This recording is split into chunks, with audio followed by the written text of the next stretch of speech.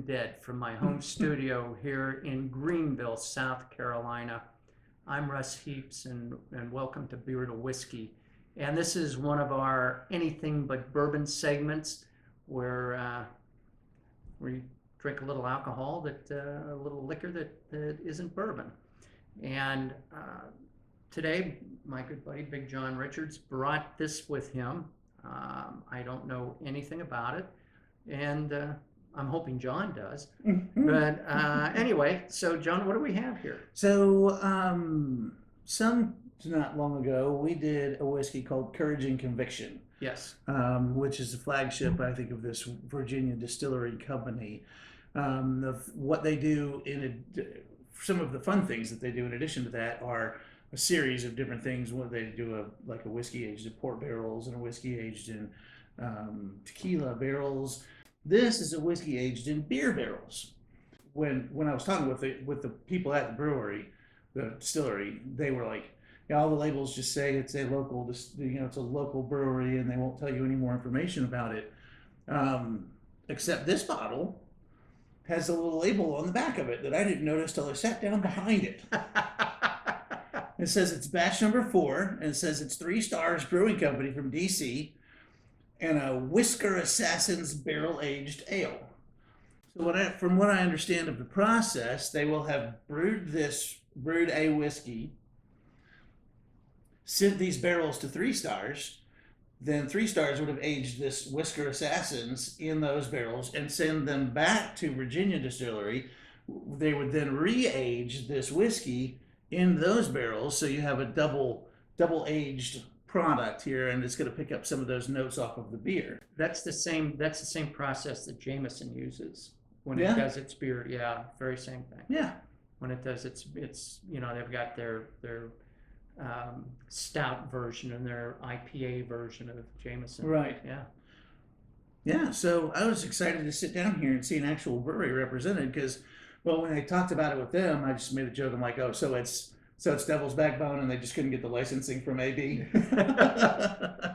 They were like, no, I don't know. So apparently not. Yeah. So I'm pretty excited by that. Cool. So I think this should be a neat little, pretty mild whiskey. It looks like it would be. It does. It's got that color. It's a really pretty color. Of course, if you ever had grain alcohol, you know that you can't tell much by the color. And this is just over, it's 92 proof, so it's just over that 80 proof. So we're going to get a little bit bigger thing there. But with the beer barrel aging and the double barrel, I'm expecting a lot of smooth and a lot of those big malt porridge, oatmeal sort of.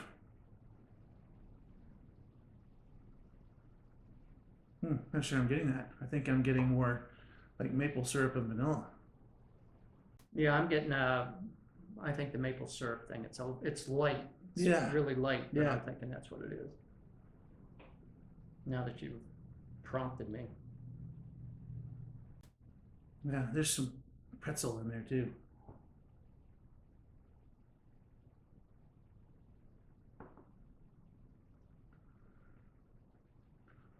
Ooh, that's a lot bigger up front than I expected it to be.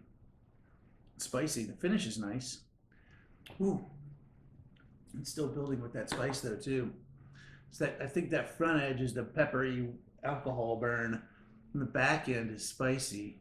But there's something else there.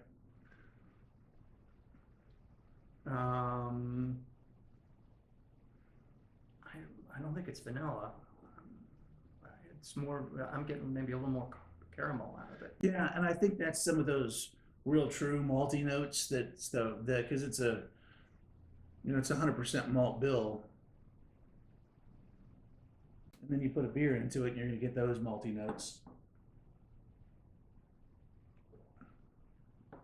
Yeah, it's a little bit of that real, like if you think of a malted chocolate milkshake. Yeah. And you get those kind of dirty, funky caramel notes out of it. And there's something kind of minty going on in there too, in that spice that's like maybe it's more like a licorice than a mint. It's complex. That's got a lot going on. It does, and it's got a lingering finish. Yeah, the sweetness of it lingers along with the spice. I'm really excited to put a couple drops of water in this thing. Two. For you. Thanks.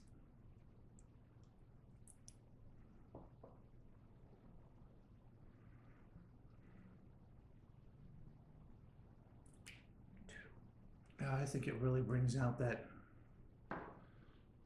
earthy, dirty malt does.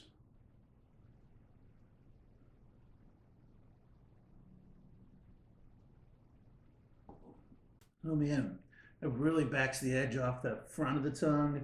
Alcohol burn leaves you with a lot more caramel, vanilla, Yeah. malt. Some of that, some of that minty, licoricey sort of spice on the finish is still lingering with me on the back. Very interesting. What a fun whiskey. Very pleased by this. I may like this better than that Courage and Conviction, which is saying something. Yeah, this surprised me a lot. I didn't expect it to have this much stuff going on. Right. That is surprisingly complex. It is.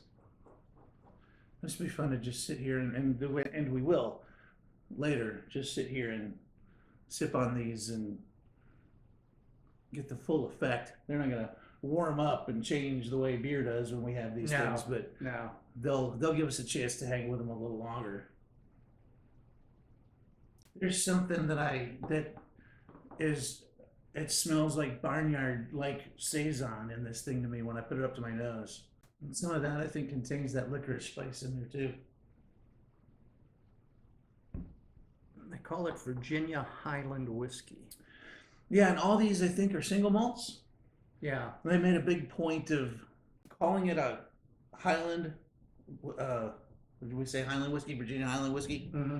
Yeah, not trying to compare it so much to Scotch, but trying to compare the quality of it to Scotch. And most of these things, if not all of them, are single malted. Yeah. I mean, there's no certainly no peatiness or Right. anything like that in this. It is. It's probably closer to an Irish than it is a Scotch. Yeah, Maybe not as sweet, but right. I was going to say, aside from probably a bigger body and spice presence. yeah. Well, I think I'm done rambling. I think we've said all we can say. All right, let's send these people on their way. Kaboom. See you next time.